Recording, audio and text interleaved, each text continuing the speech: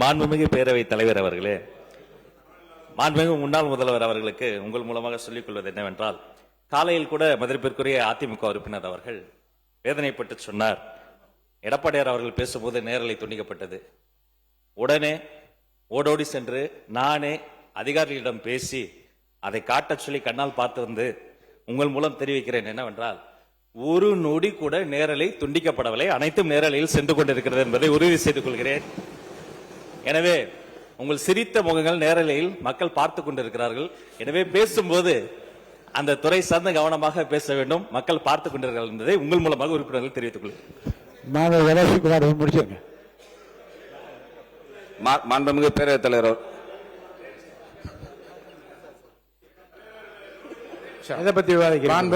மாண்புமிகு பேரவைத் தலைவர்களே, மாண்புமிகு அமைச்சர் அவர்கள் பதிலளித்தார்கள். வெளியிலே பொதுமக்கள் பார்த்து கொண்டிருந்த பொழுது எங்களுடைய மரியாதைக்குரிய முன்னாள் முதலமைச்சர் அவர்கள் பேசுகின்ற அந்த நேரலை துண்டிக்கப்பட்டது என்று வெளியிலே இருந்து எங்களுக்கு தகவல் சொல்றார்கள்.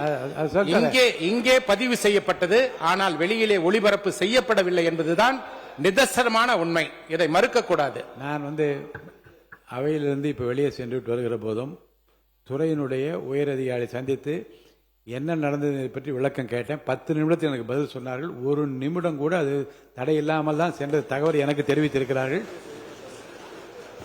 சில இடங்களில்